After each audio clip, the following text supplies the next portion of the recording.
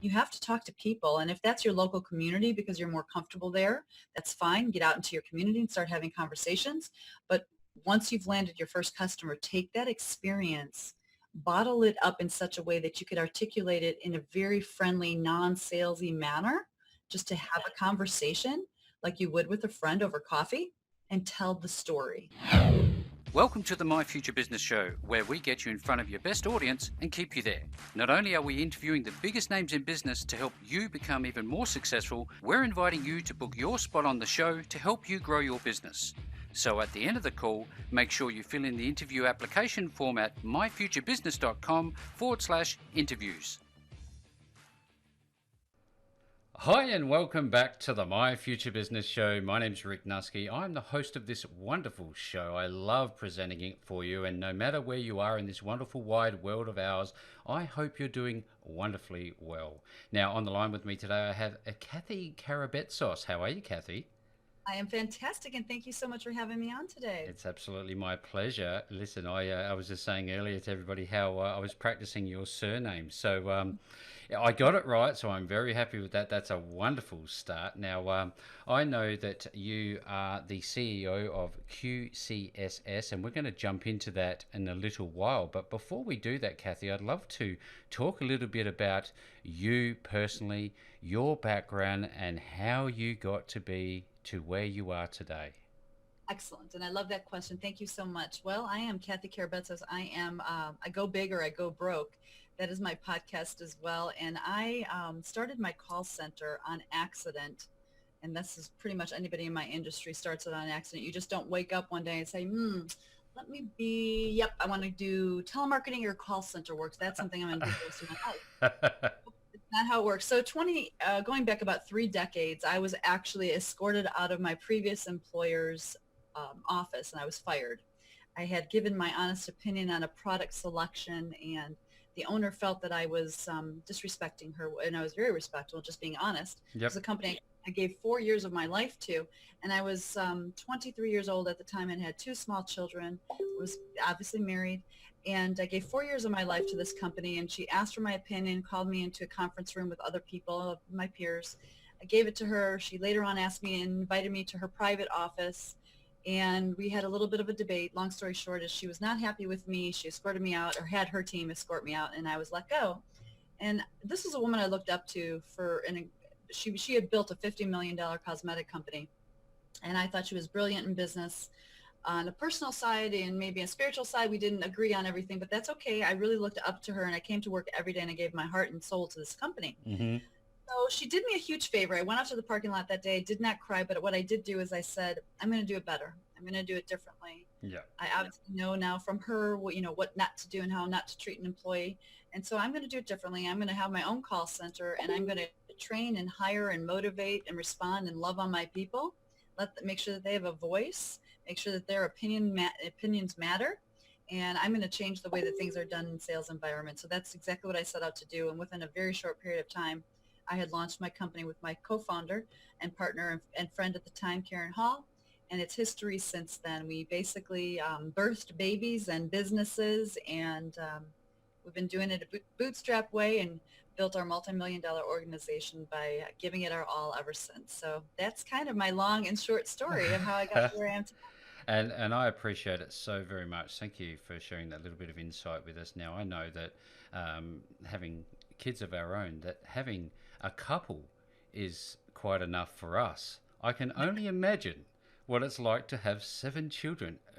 Tell us a little bit about that side of your life and how much they must inspire your good work.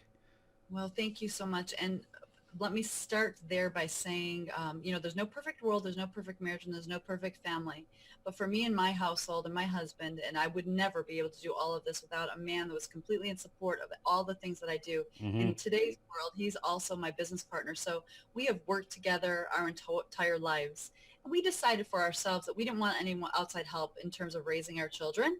And he came from a family of, he's one of 9, and I came from a family, I was one of 6. So it kind of was in the cards for us. So we wound up having 7 children, and we just love our babies, and we do, and we did, and we just wanted to nurture them and grow them and teach them and cuddle them and keep them. And that's what we did. So I set out to maintain our relationship both with ourselves and with our babies and build this business together. And again, I would never be able to do it without my husband and the love of my life and my very best friend, So, Tom Karabetsos.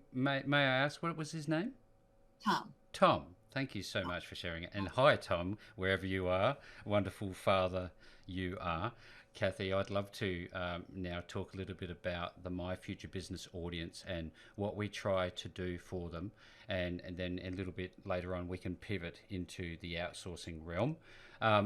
When we're looking at our business, how do we know when we're just starting out that what we are focusing on is the right thing to be doing at that time? Is there any measurements that you can go by? Well, I think first of all, conviction is a big part of it. So we don't necessarily get it right in terms of it's the best time to be in that market or that industry or with that product or that service offering. Mm-hmm. But I didn't look at it that way. You know, when I was just setting out as a young entrepreneur, I knew that inherently I was good at talking with people and nurturing relationships. So in that regard, I loved humans. So interacting with other humans just came naturally to me. Telephone work was very natural to me. So it felt comfortable. I was passionate about it. I was good at it.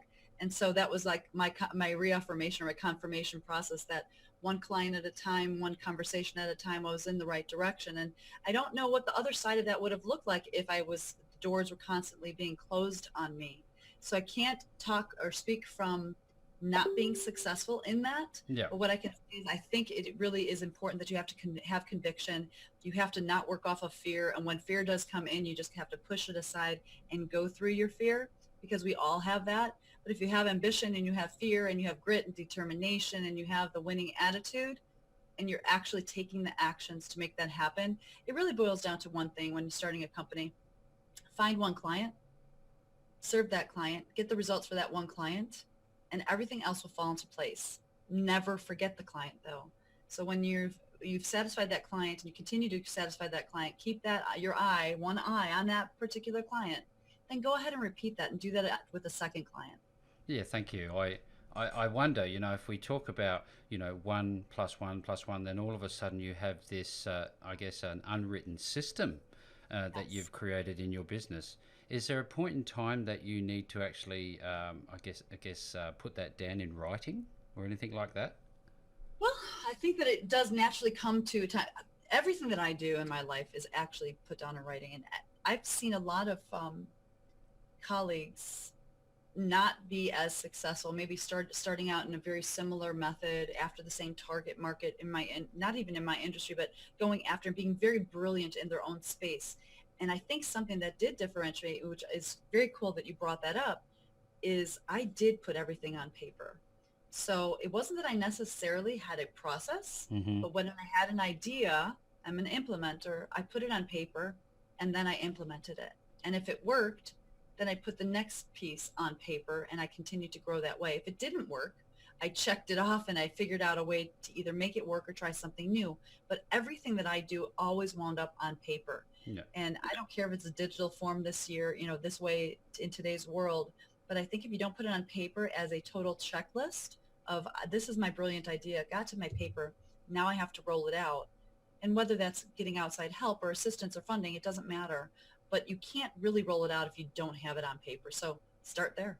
I think Yeah. that's a real important piece. And are we talking just about literally on yellow sticky notes, or do you have some sort of software that you use that people could know about, like an Aura No, or something like good old that? fashioned, it was a good old fashioned notebook for a very long period of time. And then it just became electronic forum for me. So I don't have a set, so to say. I mean, in today's world, I use tools like Google Docs and, Yep. Drive and that type of thing. But it's really just about something that that you use. So to me, I love sticky notes. You hit on that again. I'm a little bit old school that way. I Hand in the love air here too. nuts.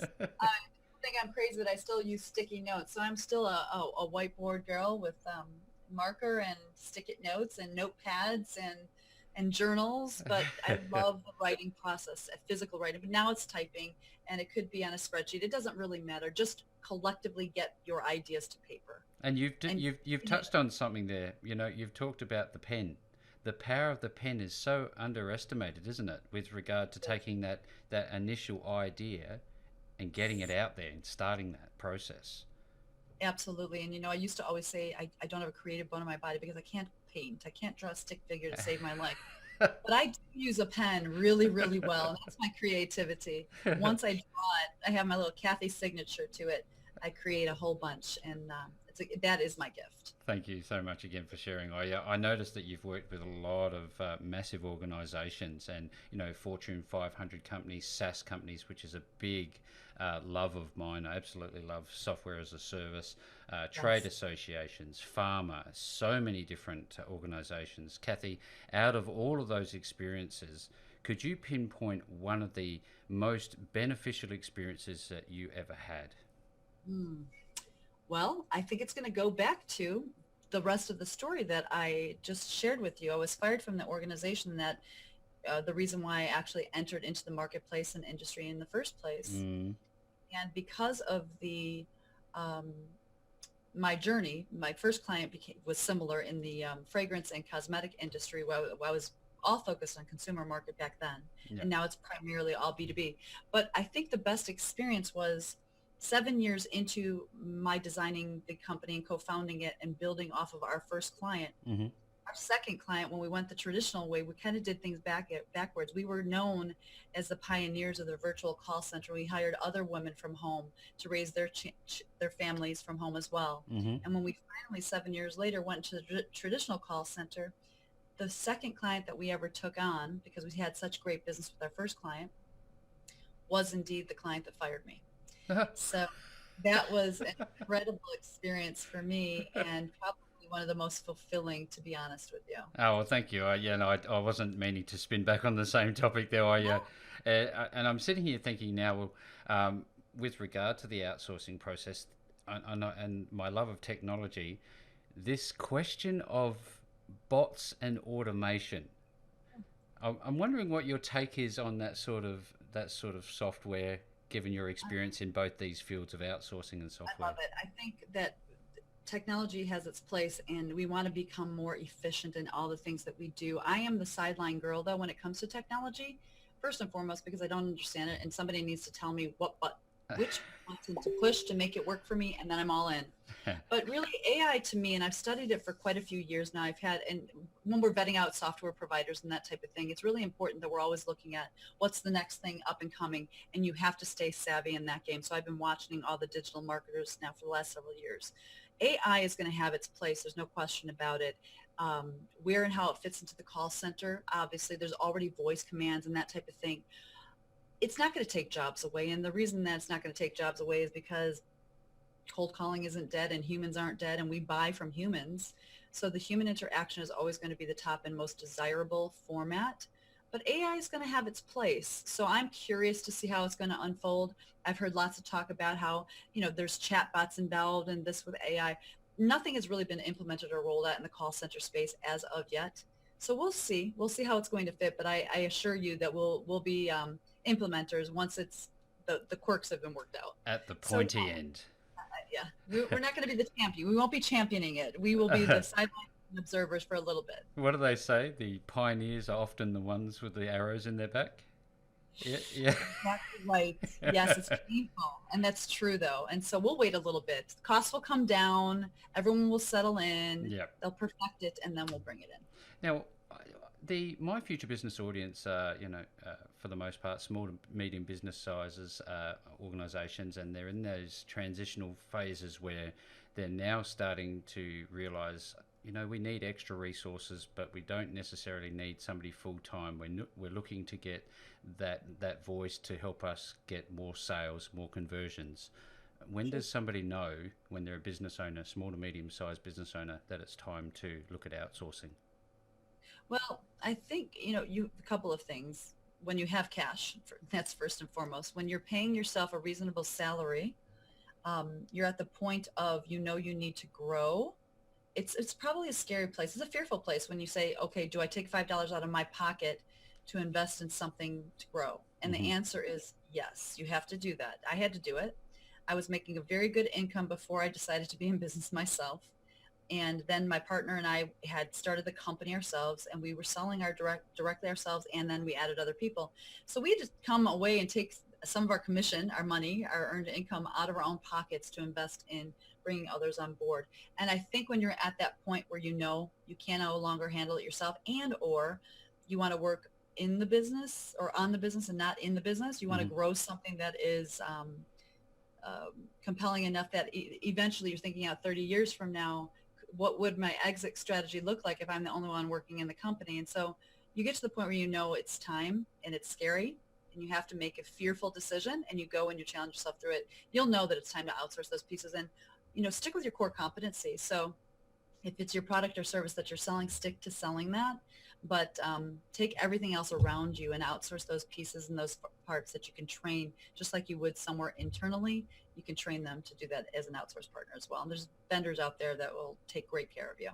Yeah, some truly sage advice for those who are on the call with us today. You've touched on some amazing points. One of them, this fear factor, and that point in time where you'll just know and just just jump and go for it.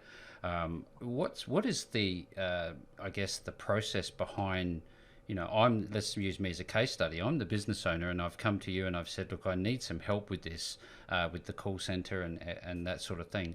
What is the process that I need to go through to create a relationship with somebody like you?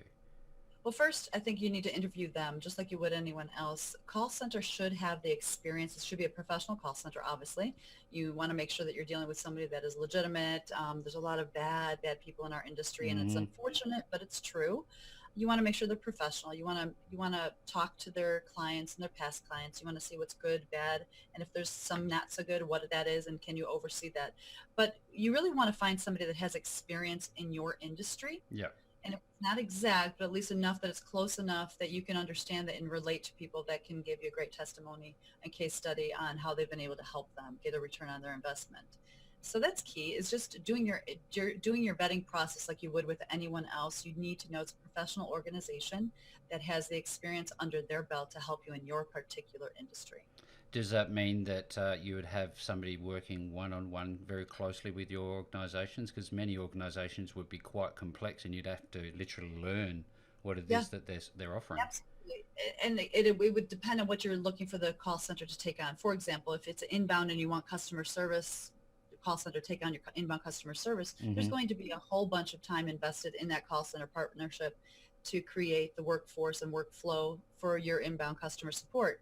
The other side of that, if it's a lead generation or appointment setting or direct sales campaign, you would have to think about it in such a way, what are your sales processes today that you're doing internally, whether for yourself or inside sales already, that you could say, I have it packaged now, or I'm going to help package what I'm currently doing so that I can hand that package right over electronically to my partner and say, now let's sit down and train your people the way that I would train my people, or train your people the way that I self-taught myself to do this job. So it's a partnership. You are buying a partnership. You are not buying bodies only. You're not buying seats only. You're not buying labor only or hours and resources. You're actually buying into a partnership, Yeah. and it requires somebody to manage. No question about that. And that's a big takeaway for anybody who's on the call today listening to this and are interested in getting into this space, getting this assistance from somebody like Cathy, that you need to come in there with eyes open and, I guess with an open book, to be willing to share your business and the details so that you can give that ultimate end experience to your customers. Um, Cool. so with your business now, are you a global, this is a global service? Anybody can use it? What types of businesses are using this service? Well, again, we work with Fortune 500s and also down to entrepreneurs and startup organizations. We tend to work with people who are not yet necessarily startup bootstrapped. There's a cost associated with hiring a Yep. professional call center. So we are an American-based call center, so we are not very inexpensive. We do have 30 years under our belt, and we are professionals. So we hire as such. So we have great inside sales representatives working with us, both on the customer service side and inside sales side. So if you can afford a position, so, you have the funds available to say, I can budget for this person, whether it was inside or outside, then you have a budget available for working with a professional call center. That's first and foremost. So it is a partnership though, and it does take a lot. We work with pretty much, if you name an industry, we've probably worked with them before, but our focus today is really Fortune 500. Hmm. And then if we're going to work with smaller or mid-sized companies, we're talking about trade associations, e-commerce companies, digital marketers, digital agencies, the media companies, publishers. Those are some of our niches that we're working with today. Thank you again. There seems to be nowadays a somewhat of a shift away from traditional employment for many people. They want to do exactly what you've done. They'll start off small. I really just want to hone in on this and your experience again to maybe help them understand some of the early ways that you would have gone through, techniques that you would have used to generate your early sales. Could you share a little bit about that side of it with us? The sales on early on. Yeah, for yourself, how you started to go about this process so that we can help the My Future Business audience. Sure. And it really boils down to picking up the telephone and not being shy to say, this is what we've done with client number one. And this is why we believe we can help you to grow your company, because we have case study client number one Mm-hmm. to work with. So it takes time, it takes energy, it takes going through fear. It does take picking up the phone and talking to people. Obviously, email marketing is a very wonderful way to warm up those conversations, but you have to talk to people. And if that's your local community because you're more comfortable there, that's fine. Get out into your community and start having conversations. But once you've landed your first customer, take that experience, bottle it up in such a way that you could articulate it in a very friendly, non-salesy manner, Mm-hmm. just to have a conversation like you would with a friend over coffee, and tell the story.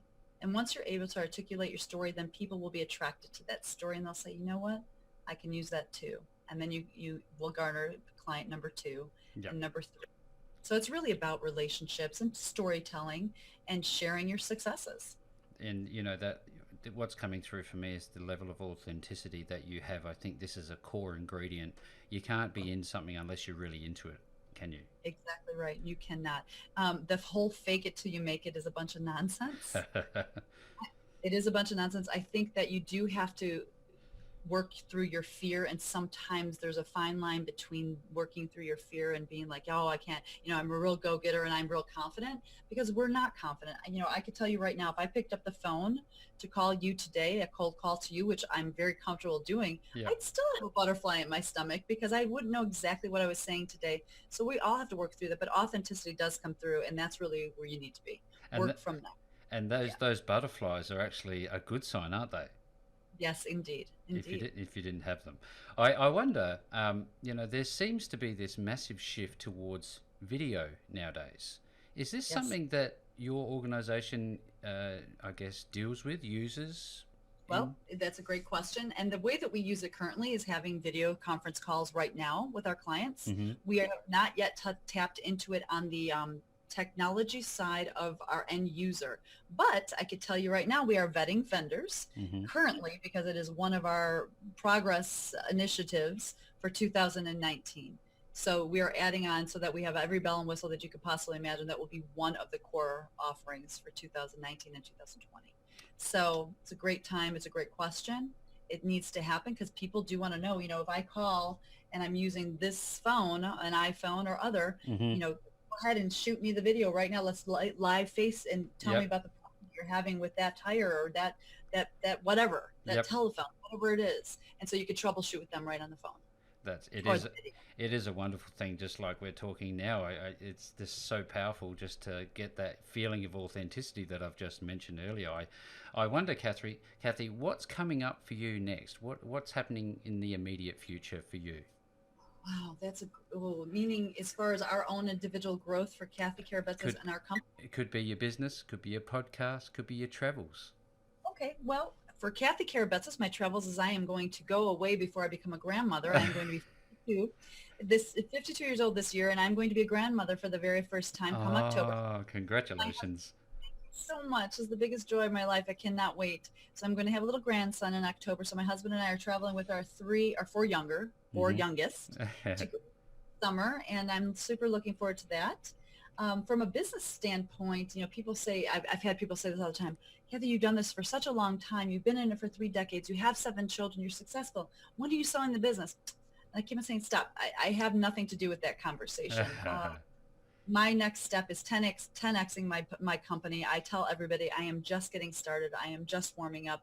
My goodness, in 5 years from now, my youngest will be off to college. What we'll have to do, but continue to build my company. So I'm as excited, if not more excited about my company today than I was 30 years ago. Yeah. So no stopping this girl, that's No, for sure. that's absolutely wonderful. You know, you're an inspiration. You're a treat to speak with, and I just like to know a little bit now about the GCSSINC.com website. When somebody comes to your website, what is the process that they will expect to see? Well, basically, you take a look at if you're specifically in the niches that we're catering to more, but take a look at what you're looking for. Are you looking for outbound or inbound? And it's very simple. Our industry is in two categories. You are either attraction marketing, you have inbound customer support, and you want all the social media bells and whistles and help there on your inbound attraction marketing, or you need lead generation from cold calling to following up on your leads, whatever that looks like, and making outbound telephone calls, nurturing relationships to generate new and consistent business. So you take a look at our website. Which direction do you need to go to? Contact us is available.